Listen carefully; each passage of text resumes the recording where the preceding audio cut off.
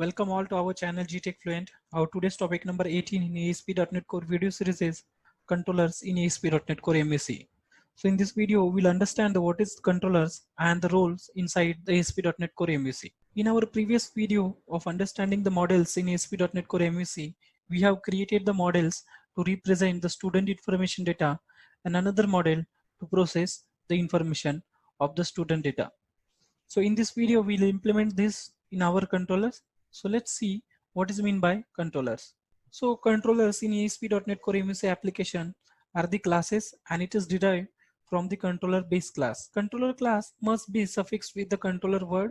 For example, if you see in our application home controller, it is suffixed with the controller word. If you have not provided the suffix to the controller name, then it will give you the error as a resource not found. So please be careful while giving the name.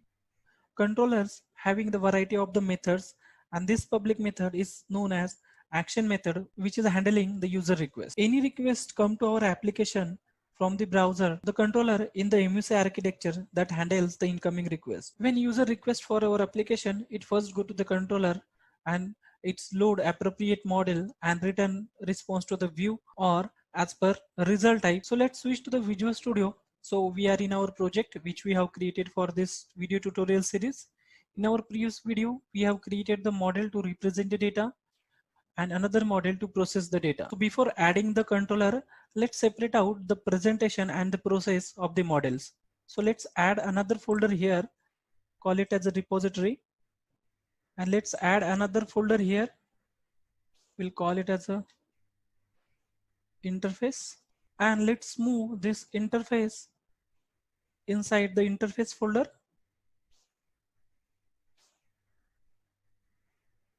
And the student repository inside the repository folder.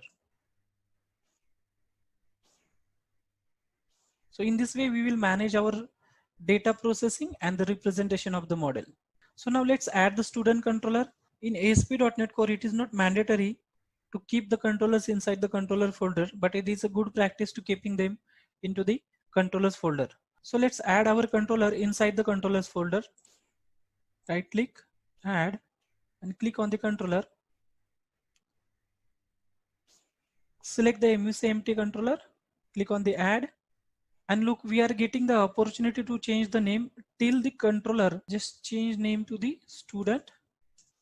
As we discussed, controllers are inherited from the controllers base class. This is the base class where the controller is inherited, and controllers must be suffixed with the controller word. And controller have the method which process the user request. So now let's add the constructor here. Secure tap.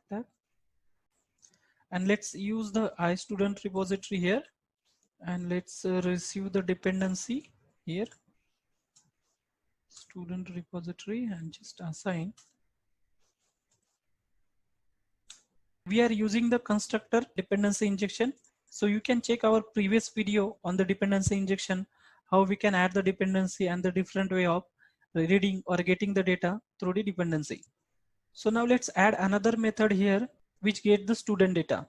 So we'll call it as a, and we'll get ID as a parameter over here, and we'll get the student type, student repository dot get student, and we'll pass ID, and we'll return as a JSON, return JSON, and pass the student object. Now let's run and see. Get student /1. Look, we are getting the error like unable to resolve the dependency, or you can say the service type. This is because we have not resolved the dependency yet for the iStudent repository. So let's correct this. Let's go to the startup.cs file and let's add our dependency into the service collection. Services.add scope.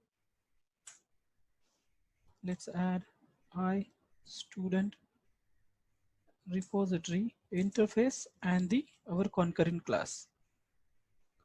So we have now resolved our dependency.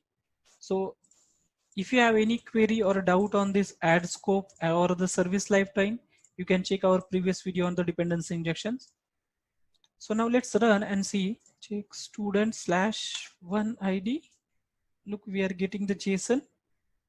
Just open it. Look, we are getting the student data for the ID1 as a JSON. So from the controller, we can return the different type of data. So now let's change this JSON result to the content result. And let's return the content here.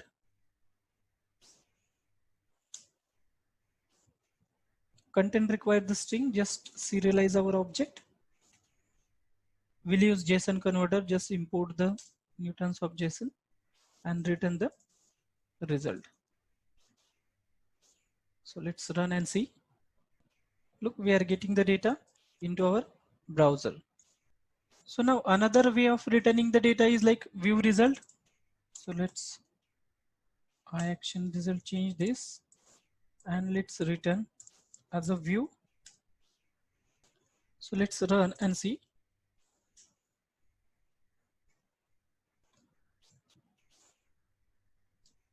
Look, we are getting the error because we have not added the view yet.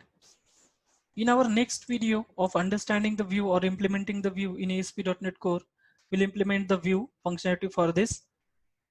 So in this way, we will add controller actions and return the different result from the controller.